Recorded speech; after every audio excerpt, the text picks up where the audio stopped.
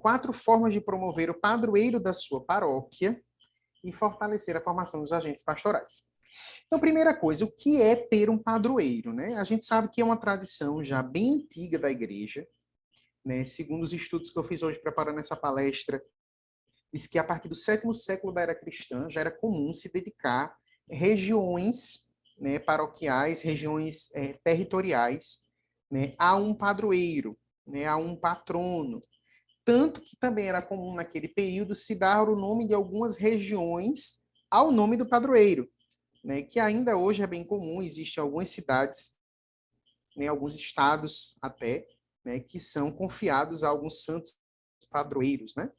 Então, o santo padroeiro significa o amparo e o confidente, o protetor, aquele que possui intercessão junto de Deus, tem a faculdade e a missão de defender e obter para quem a ele recorre, o louva e nele confia, as graças pedidas em oração e voto de promessa, particularmente nas alturas mais precisas e difíceis da vida de cada um.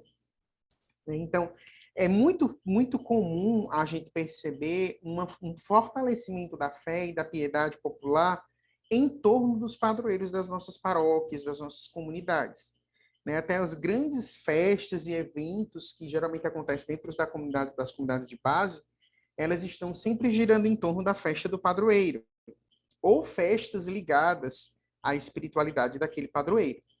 Né? Então, além disso, além de ter esse aspecto devocional, esse aspecto de entrega da vida, né? De consagração, né? A súplica da proteção àquele santo padroeiro, o santo também é um luzeiro de santidade, né? Para aqueles ao qual ele foi confiado. Então, o santo padroeiro, com o seu testemunho, ele revela à comunidade um caminho de crescimento e de evangelização. Ou seja, o padroeiro, ele é alguém para não só a gente suplicar algo, mas alguém para quem nós somos chamados a olhar para a sua vida e para o seu testemunho. Né? Como diz aí o texto, o santo padroeiro é um luzeiro de santidade. Ou seja, ele nos aponta um itinerário, né? E é bem isso o objetivo da providência de Deus quando nos pediu, quando nos deu a graça de, né, de termos santos ao qual nós sermos devotos, né? E essa é uma prática da igreja desde o tempo dos mártires, desde o início da era cristã, né? Então, os mártires, os santos, eles eram pessoas que encorajavam a vivência da fé. Porque o povo de Deus olhava para eles e dizia assim, porque eles puderam, nós também podemos. Então, o padroeiro também é alguém a quem nós somos convidados a olhar, a estudar, a conhecer a fundo a vida, porque no fundo, Deus está nos dando ele para dizer, olha, meu filho, se São Francisco de Assis conseguiu, você também pode conseguir. Se São João Paulo II conseguiu, você também pode conseguir.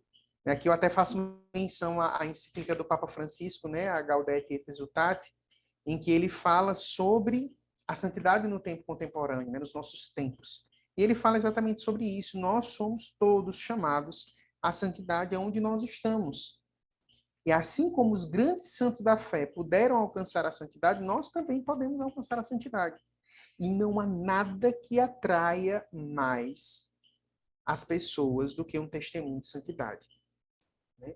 Quando as pessoas olham para o santo, para alguém que é de carne e osso, e que pegou os sofrimentos da vida e transformou isso numa alavanca que o levou para Deus, as pessoas renovam a fé.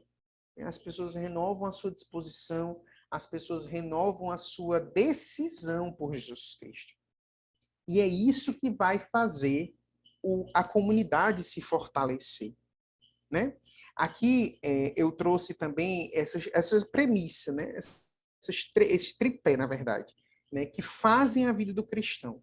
A formação, a missão e a vida em comunidade. Claro que, sendo o suporte dessas 3 bases, está a espiritualidade. A espiritualidade é a base de tudo isso. Mas ela se manifesta na vida cristã a partir desse tripé. Formação, missão e vida em comunidade.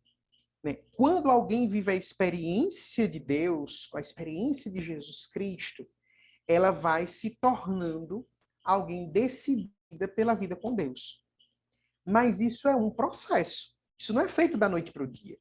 Né? É tanto que eu até trouxe agora nos próximos slides alguns trechos do documento de Aparecida, que os nossos bispos, né, nesse encontro do CELAM, eles entenderam exatamente isso.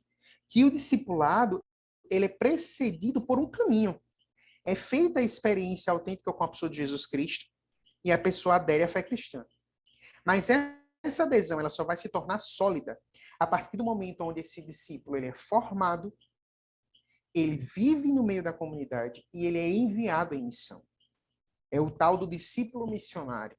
Ele vai sendo modelado, ele vai sendo formado, ele vai se introduzindo dentro da dinâmica do sentido de pertença da comunidade cristã e ele vai se tornando um novo missionário. E esse processo de formação deve ser a grande preocupação das nossas paróquias e comunidades.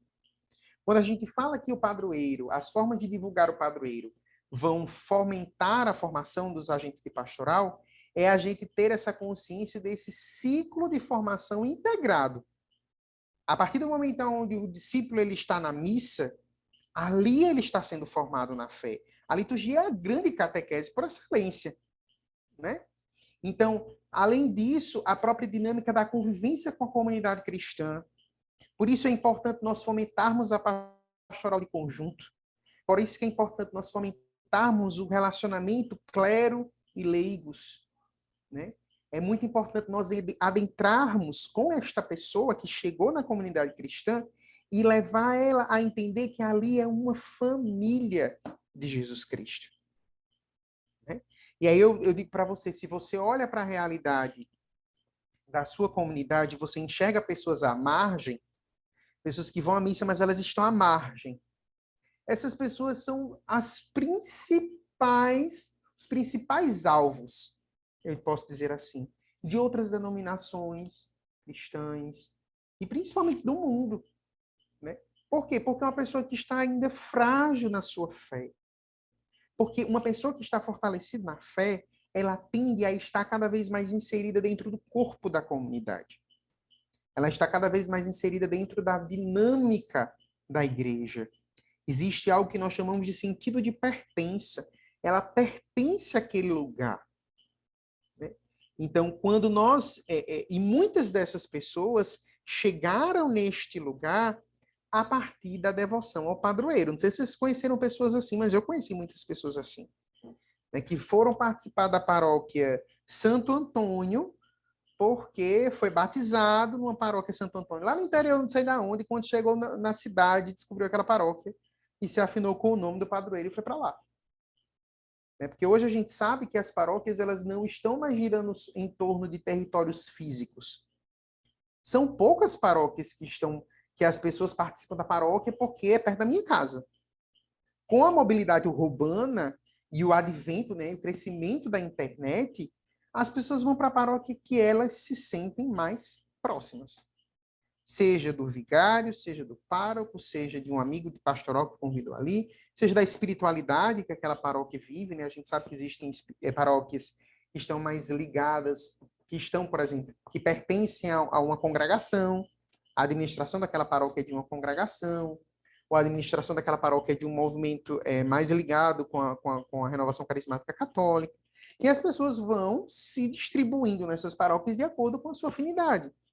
Né? Existe uma porcentagem muito pequena que vai por causa da proximidade territorial, né?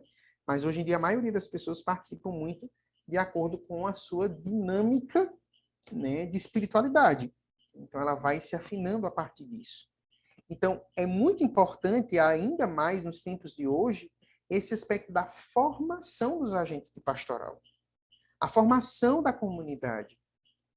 Né? As pessoas elas não podem chegar na vida da comunidade e achar que ali, pronto, ela já está pronta. Não, meus irmãos, nós vemos tantas realidades dentro das nossas comunidades e paróquias que precisam ser transformadas pela mudança de mentalidade. A própria dimensão do dízimo, né? Às vezes, muitos párocos dizem, meu Deus, mas eu preciso trabalhar o dízimo. E aqui na Dominus, a gente está há 15 anos batendo na mesma tecla.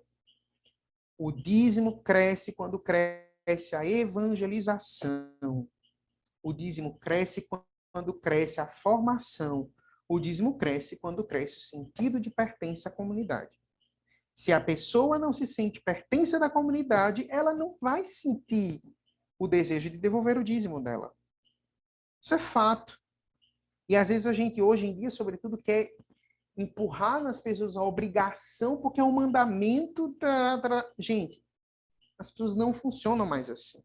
O relativismo cultural engatou nas pessoas a ideia de que elas fazem aquilo que elas sentem.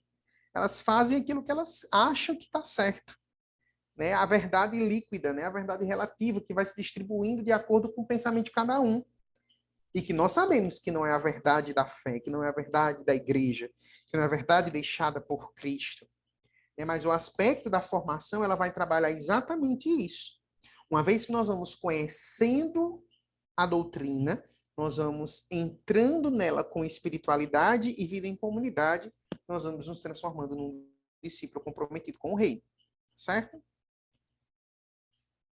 Como eu falei aqui no documento de Aparecida, ele diz o seguinte: não se começa a ser cristão por uma decisão ética, uma grande ideia, exatamente o que eu estava falando agora. Eu não começo a ser cristão porque eu me decidi por uma lei, por uma moral, por uma doutrina. Não, mas se começa a ser cristão por um encontro, um acontecimento, uma experiência com a pessoa de Jesus. E essas experiências são das mais diversas. Elas podem ser uma experiência relacionada a um evento de espiritualidade, mas ela pode ser uma experiência relacionada a uma pregação que a pessoa viveu, depois de 10 anos dentro da comunidade. Né? Então, nunca é tarde para oferecer às pessoas a experiência com a pessoa de Jesus. Muito pelo contrário, todo dia deve ser uma preocupação dos nossos sacerdotes, coordenadores de pastoral, agentes de pastoral. Eu preciso ser um canal da experiência de Jesus Cristo. Eu preciso ser aquele discípulo que diz: vem e vê. Vem de vede aonde está o Senhor. Com a minha vida, com o meu testemunho. Né?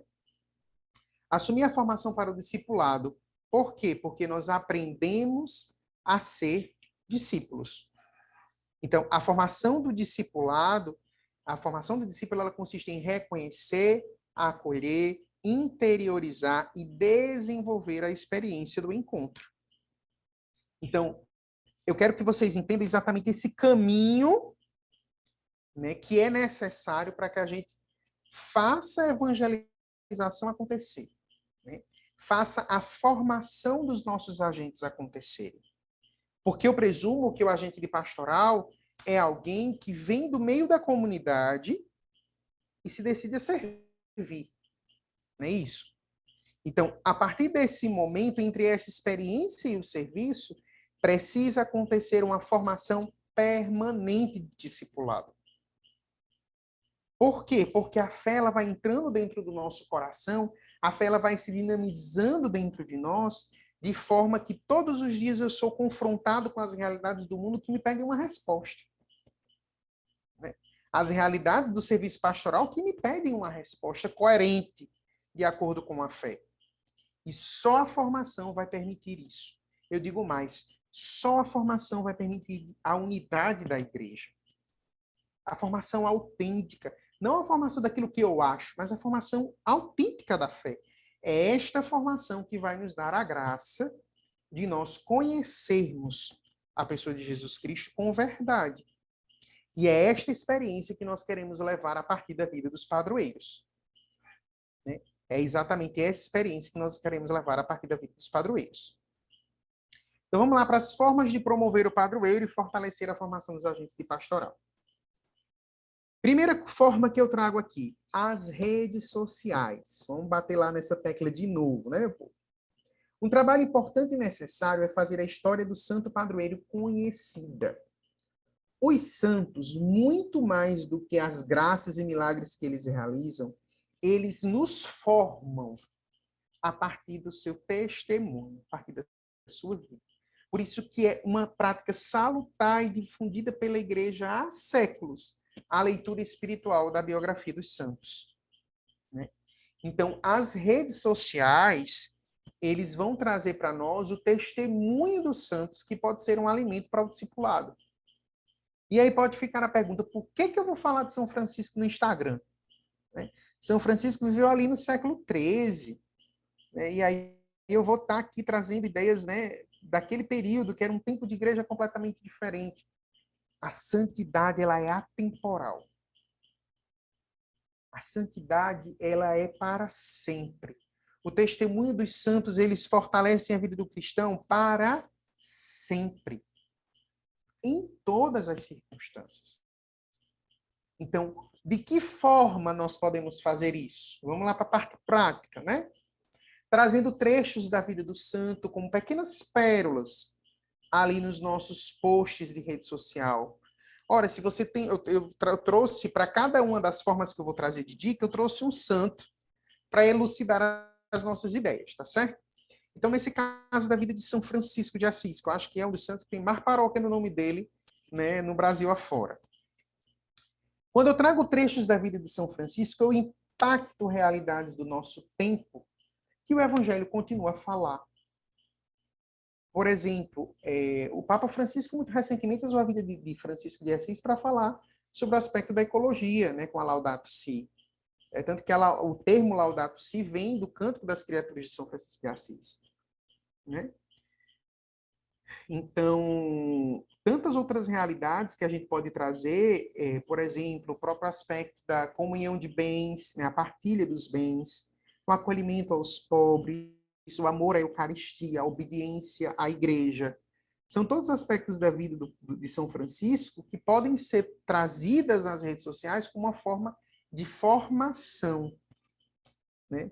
Porque, irmãos, a gente não tem como promover um evento de formação todos os dias. Tem? Não tem. Mas todo dia o teu agente de pastoral está com esse smartphone na mão. Todos os dias.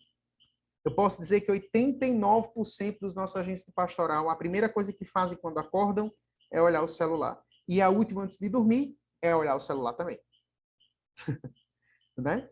Então, se você coloca esses aspectos, você está fomentando a formação deles, né, todos os dias. Promover novenas temáticas que tragam partes da biografia do padroeiro. Também isso pode ser nas redes sociais, né? É bem importante, é bem interessante isso. Então, a gente pode trazer, por exemplo, não só no dia de São Francisco, né, nos 9 dias que antecedem o dia de São Francisco, mas eu posso trazer, por exemplo, num período forte, né, da vida da comunidade, por exemplo, que eu quero trabalhar a fraternidade. E eu posso fazer 9 dias de reflexão sobre fraternidade, rezando com São Francisco nas redes sociais. Eu posso definir como um pilar de formação que eu preciso trabalhar o respeito aos sacerdotes. E eu posso preparar uma novena com trechos da vida de São Francisco só sobre isso. Sabe aquela história de formar sem fazer formação o tempo todo? Então, a rede social pode nos permitir isso. Né? Depois, fazer lives sobre a vida e a missão do santo. Né? A gente pode, sei lá, fazer todo dia do mês um dia dedicado à vida de São Francisco, né? Nas redes sociais. Todo dia 4. A gente vai falar outras vezes do dia votivo, né? Ao padroeiro. Existem algumas comunidades que têm essa prática, né? Então, todo dia 4 é o dia votivo a São Francisco. Então, eu posso, todo dia 4, como programação do meu dia votivo, fazer uma live sobre a missão, né, de São Francisco. Estimular as pastorais a seguir e divulgar a paróquia a partir desses posts. E é muito importante a gente fazer com que a comunidade abrace a evangelização que é feita também no ambiente digital. Né? Então, quando eu estimulo as pastorais a fazer isso, eu estou estimulando também o sentido de pertença delas. A evangelização que é feita ali não é só uma evangelização feita para nós, mas é uma evangelização que chega a outras pessoas. E, por fim, uma semana de formação sobre as virtudes daquele santo, por exemplo. Eu posso fazer uma semana de lives de segunda a sexta, todas as noites, trazendo 30 a 40 minutos falando sobre as virtudes do santo. É uma possibilidade que as redes sociais podem nos oferecer. E aí, como eu coloquei aí abaixo, as redes sociais ela ainda nos estimula a um caminho interno e externo de formação. Nós formamos os nossos agentes de pastoral, mas nós também podemos trazer outros fiéis para se tornarem agentes de pastoral também, a partir dessa prática de testemunho da vida do santo. O workshop O workshop também é uma segunda forma, né, em que a gente pode propagar a vida do santo, né, e com isso formar os nossos agentes de pastoral. O que é o workshop? O workshop é um evento, né, alguns duram um dia, alguns duram um turno, alguns duram algumas horas, dedicado a ensinar uma habilidade ou um conhecimento. No nosso caso aqui, ele tem como objetivo ensinar uma habilidade ou um conhecimento a partir da vida do santo padroeiro, né? Então você pode se perguntar, por que fazer um workshop sobre Santa Rita de Cássia? Vamos lá. No workshop, eu posso trazer palestras sobre a vida da santa como modelo de conversão, por exemplo. A Santa Rita de Cássia mesmo, ela tem uma história de superação, de correspondência à vontade de Deus diante de circunstâncias muito difíceis. Santa Rita de Cássia pode ser um suporte, por exemplo, eu vou falar disso agora nos próximos exemplos, para a pastoral da família, para o serviço de animação vocacional. Santa Rita pode trazer diversas linhas de pensamento que podem ser trabalhados nesse workshop. Eu posso promover peças de teatro com a sua vida, e assim eu dinamizo uma pastoral da juventude, a pastoral da catequese. Né? E aí, lembrem-se sempre que aqui na Domus a gente procura trabalhar muito a ideia da pastoral de conjunto. Todas as comunidades trabalhando em vista da evangelização. Então, todas as dicas e as ideias que eu estou trazendo aqui, elas são ideias que precisam ser aplicadas no cotidiano da vida da comunidade. E nesse caso do workshop, é envolvendo todo mundo. Terceira prática que pode ser feita dentro desse workshop, oferecer dicas de espiritualidade da família. Por exemplo, sobre a criação dos filhos a partir da vida de Santa Rita. Santa Rita, a gente sabe que tem filmes produzidos sobre ela, lindíssimos, documentários, existem escritos, livros biográficos sobre a santa. E esses livros podem trazer e podem ser suporte para a espiritualidade da pastoral familiar. O workshop ele é interessante porque você pode trazer várias frentes de formação nesse evento. Você pode dedicar um lado para a formação da pastoral da família, um lado para a formação da pastoral da juventude, um lado para falar sobre para a catequese, um lado para falar sobre as pastorais de serviço litúrgico, voltados todos com a espiritualidade de Santa Rita. Isso é possível. E, por fim, estimular as pastorais da família a falar da Santa Rita, de seu testemunho de fé e virtudes. Né? Então, como eu falei, a gente pode trabalhar esse aspecto de fazer com que a comunidade conheça e saiba na ponta da língua a vida do seu padroeiro. O padroeiro ele não pode ser alguém distante da vida da comunidade, ele precisa ser alguém de dentro da vida da comunidade. A comunidade precisa saber falar do seu padroeiro, conhecer a sua história, entender por que ele foi colocado naquele território como patrono, né, como o protetor daquele povo. Então, com certeza, isso passou por uma vida de discernimento e de uma vida histórica. Existem alguns sacerdotes, por exemplo, quando chegam na comunidade e percebem que não tem muitos dados históricos claros, né, sobre a dinâmica da comunidade, promovem um workshop que vai resgatar isso. Então, a comunidade se divide, né, cada um vai pegar um aspecto da dinâmica da paróquia e vai descobrir a sua história. Vai levantar imagens, eventos, testemunhos, né, de pessoas que já passaram, né, de pessoas que estão ali na vida da comunidade, dos mais antigos, os familiares daqueles que já passaram, né, que eram líderes de comunidade. Então, são muitos aspectos que a gente pode trazer nesses workshops. Né? Como eu falei, são aspectos que precisam trabalhar a formação e as ações práticas de santidade. Nosso objetivo é fazer com que as pessoas sejam santas. Então, o próprio trabalho de missão, o próprio trabalho de evangelização, ele tem como foco isso. É levar as pessoas a uma experiência de vida que eles façam decidir pela santidade. Uma terceira forma que a gente pode trabalhar é um retiro de aprofundamento pastoral. É costume que as paróquias promovam retiros das pastorais, não é verdade? Eu acho que na paróquia de vocês seja assim. A gente promove um evento todos os anos, né? Pelo menos as paróquias têm que colocar nos calendários, né, um dia de retiro, que geralmente acontece uma manhã de espiritualidade, à tarde ali tem uma fala, né, de algum formador sobre algum tema, culminando no momento de convivência, né? Os formatos podem ser diversos, mas pelo menos os que eu acompanhei geralmente acontecia dessa forma. Então é possível trabalhar um retiro desses com a vida e o testemunho do padroeiro. E, por exemplo, por que um retiro de pastoral dedicado a Santa Teresinha de Jesus? Também é uma santa bem comum, né, dentro das nossas comunidades. Eu posso trazer, por exemplo, palestras sobre a vida da santa como modelo de conversão, né, assim como eu falei ali no workshop. No retiro de aprofundamento espiritual, eu posso trazer até algumas linhas de reflexão com trechos do manuscrito de Santa Teresinha, né, do História de uma Alma, por exemplo. Então, eu posso levantar alguns temas que eu quero tratar. Irmãos, a vida dos santos ela é riquíssima sobre diversos aspectos. Então, eu posso falar, por exemplo, e aí para isso a comunidade precisa fazer um bom diagnóstico formativo para identificar quais são as suas principais fraquezas na formação. E eu posso, por exemplo, falar sobre a dinâmica da fé em família com a vida de Santa Teresinha, né?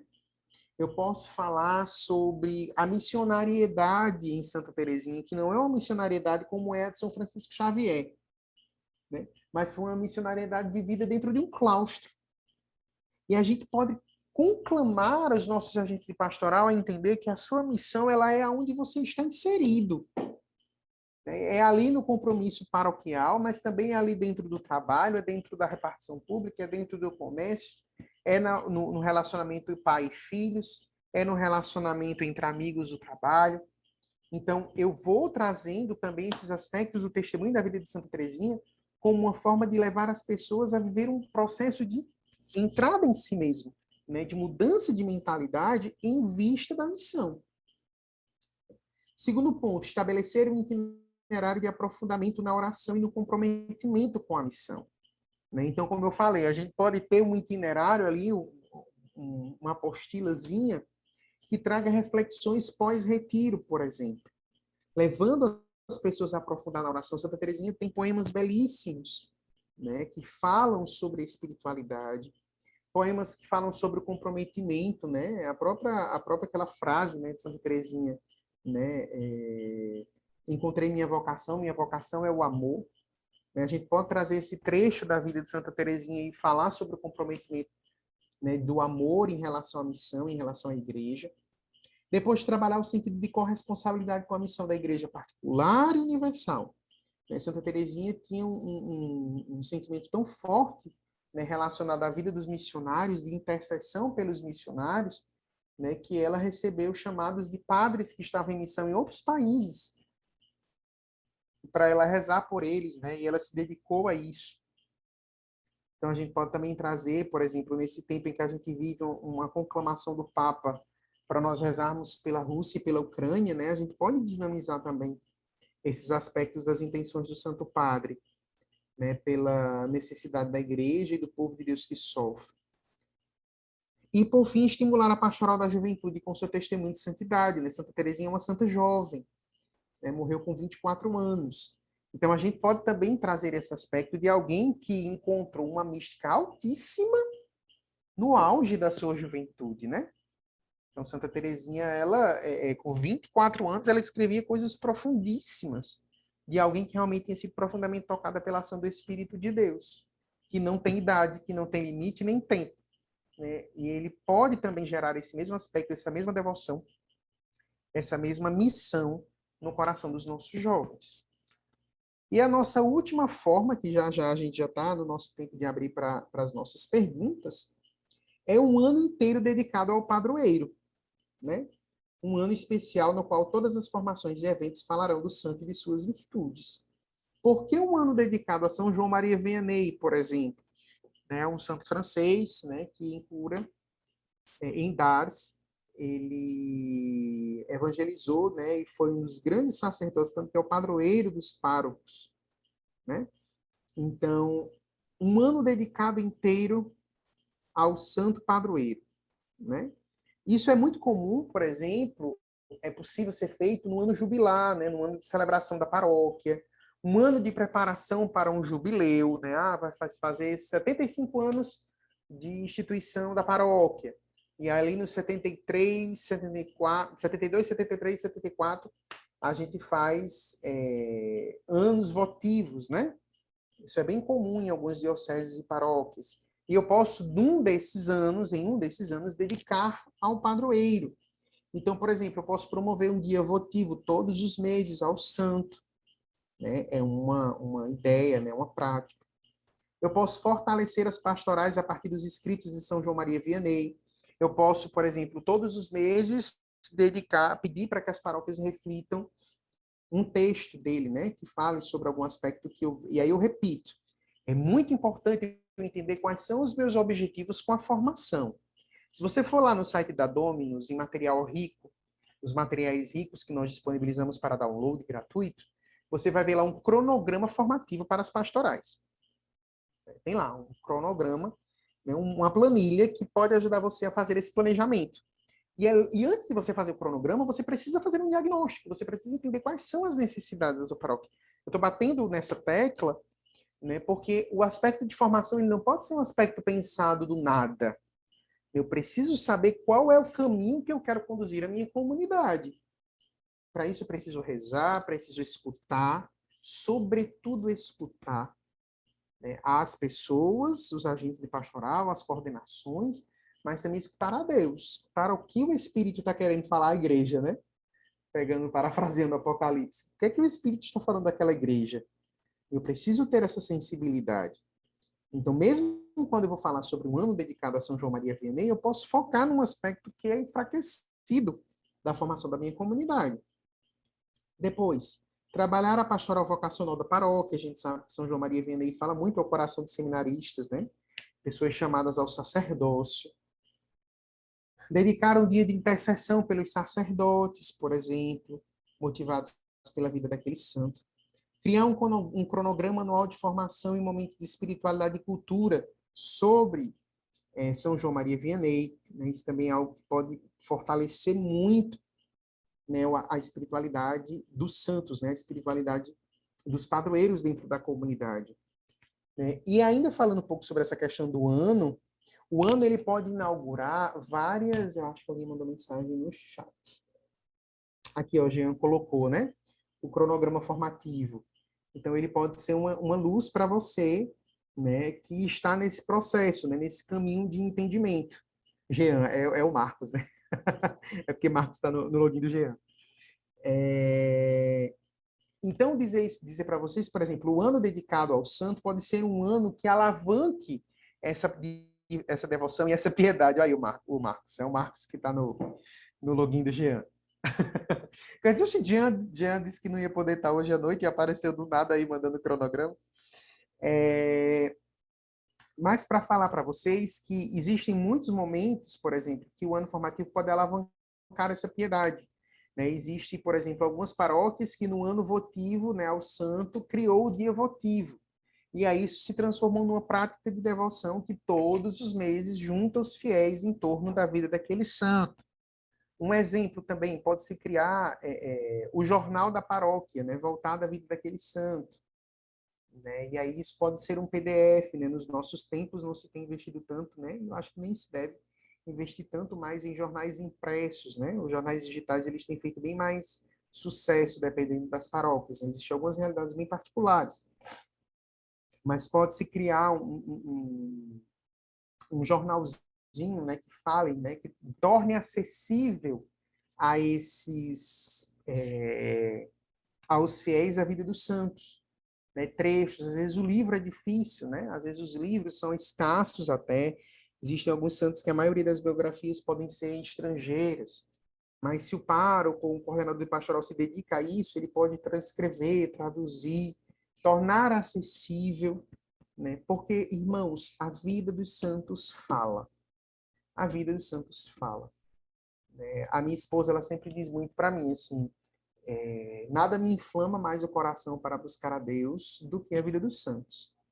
Né? E, de fato, isso. Quando a gente lê a vida de um santo, nós nos sentimos inflamados, porque nós somos inquietados por aquele testemunho. Porque a gente diz, meu Deus, ele é tão pecador quanto eu, mas ele se decidiu por Deus. E foi até o fim. Eu também preciso me decidir pela minha comunidade, eu também preciso me decidir pelo meu ministério, eu também preciso me decidir pela minha vida. Eu digo uma coisa para vocês, irmãos, muitos dos nossos agentes de pastoral estão perdidos na vida cristã por falta de referências. E quem é uma referência melhor do que o padroeiro? Quem é uma referência melhor do que aqueles que já chegaram lá, né? Que já estão na contemplação beatífica, né? Que já estão diante de Deus. Né? Então, motivo vocês, né, a realmente investirem nisso.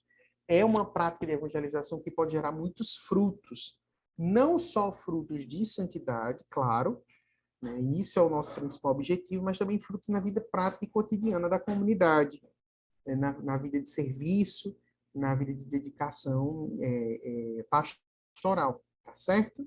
Então, agradeço aí a paciência de vocês por terem me escutado nesses 40 e poucos minutos e também fico aqui à disposição para qualquer dúvida que vocês tenham. Foi ótimo. Obrigado, Heraldo. Respeita a formação. Estava aqui mega atento. Acho que uma coisa que você falou, que eu também vou colocar aqui no chat, o Heraldo falou sobre o retiro, né? A gente tem no Dominus também o retiro da pastoral do dízimo. Ele é adaptável. Então, se você quiser adaptar ao seu santo padroeiro, para pegar essa deixa do Heraldo, fica à vontade. Também coloquei o link aqui no nosso chat, para caso você queira pegar esse arquivo e adaptar também o seu retiro, incluindo aí o seu santo padroeiro. Tá? Os temas são todos adaptáveis também, enfim, aproveita. Tá aí o link também. Então, quem quiser fazer alguma pergunta para o Heraldo, é só você abrir o seu áudio, tá? Levanta a mãozinha lá do Zoom, tem a mãozinha aí que você levanta, e aí você pode abrir o seu áudio e fazer alguma pergunta. Quem quiser também colaborar, fazer alguma consideração, fica à vontade, tá? Vamos lá, quem quiser tá aberto, gente.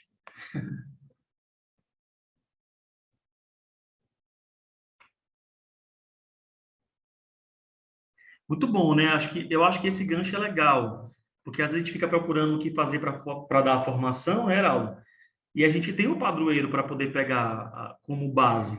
E como você falou, tem muita coisa que não tem escrito, mas sempre a gente acha alguma coisa, algum documento da igreja, alguma coisa que o Papa falou e é uma deixa. Então, quem quiser perguntar, aproveita o Heraldo agora. Alguém? A Márcia. Deixa eu abrir aqui o microfone da Márcia. Que eu acho que eu preciso fazer isso. Ele vai liberar para você, Márcio, o microfone. Só um minutinho. Pronto, acho que eu liberei. Tenta de novo. Agora Não, foi. é porque daí veio uma mensagem para mim para eu desativar. Ai, aperta de novo, Márcia. Tá mudo. Ah, e agora? Ouviram? Estão ouvindo? Sim. Ah, veio uma mensagem aqui, eu tinha que ler tudo, né? Porque tem gente que vai clicando no negócio. É assim, na verdade, não é uma pergunta, é uma colocação. Porque assim, nós, no ano anterior à pandemia, nós vivenciamos o ano jubilar da paróquia, então foi todo mês, não, um mês antes, né? Todo domingo, final de semana, melhor dizendo, era tratado, né, uma característica do santo, que é São Camilo de Leles, né? Que é padroeiro dos enfermos, tal. E assim, e foi assim algo que, né, nós nunca tínhamos visto e foi algo desafiador para a gente fazer aquilo. Mas, assim, eu quero, assim, mais uma vez agradecer, porque é de muita luz esses ensinamentos aqui, essas aulas de quinta-feira, que vêm trazer, assim, ensinamentos simples, mas que já foram pensados, vivenciados e que têm resultado, e que a gente, como posso dizer, na tribulação do dia a dia, que a gente tem que fazer várias coisas, né, às vezes a gente não tem, assim, a ideia, o pensamento, então é mais agradecer e confirmar realmente que, por exemplo, aqui na paróquia São Camilo, muitas pessoas são trazidas de outros lugares da cidade, enfim, por conta do padroeiro, né, por ser o padroeiro dos enfermos, todo segundo sábado tem a missa para os enfermos, né? Então, é algo que realmente tem que ser mais valorizado, e esses pontos aqui colocados foram muito bons e simples, e para a gente levar aí alguma coisa bacana, que assim, não é uma ideia, a Márcia está levando essa ideia, não, vai ter um material, tem ali alguém para, né, para ver, isso é muito bom, muito obrigada, e só agradecer mesmo, viu? Obrigado, Deus Márcia. abençoe. Você é de carteirinha aqui do programa, vou te dar uma carteirinha. Então, olha, eu só não venho quinta-feira quando tem uma outra coisa, né, assim, mais chamativa, que eu preciso estar presente, mas se tem alguma coisa para falar de quinta-feira, eu tenho aula. Mas Então, eu já raramente deixo eu vou te ver. reservado, Foi ótimo te ver aqui. Eu gosto pra caramba de te ver por aqui. mas é algo para que a gente vai multiplicando aos pouquinhos, aí chega Tá lá. bom. Tá bom. Obrigado. Adriana, pode abrir o microfone. Adriana?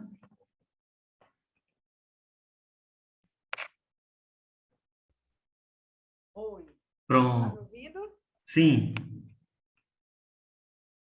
Tá. Eu quero dizer que eu não tenho conseguido acompanhar todas as aulas, né, todos os encontros ao vivo, mas que os que eu já consegui acompanhar ao vivo foram ótimos. Os que eu estou conseguindo acompanhar gravado estão sendo ótimos. E eu agradeço muito, assim, eu concordo com a Márcia, né? Tem sido muito enriquecedores os encontros, né? Essa partilha que vocês fazem, até porque vocês têm tocado em aspectos que às vezes passam batido assim na comunidade, né? Então, o quanto tem sido valiosas essas dicas que vocês dão. Eu lamento, assim, porque às vezes por conta do compromisso de trabalho, eu não estou conseguindo render tanto quanto eu gostaria de render, de aproveitar mais, até porque esse é um universo que eu estou descobrindo aos poucos. Mas eu agradeço imensamente e quero, assim, que tomara que tenha aula para o resto da vida. Obrigado, obrigado. Isso que a Adriana falou é muito importante, gente. Quem não puder assistir a aula ao vivo, pode conferir a aula gravada, tá? Então, as aulas ficam sempre disponíveis. Também é gratuito, é só ir lá no site da Dominus.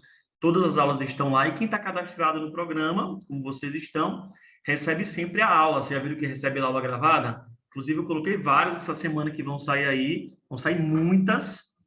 Vai dar uma pausa ali para a Semana Santa, claro, mas vai sair muita aula que rolou aqui, muito boa.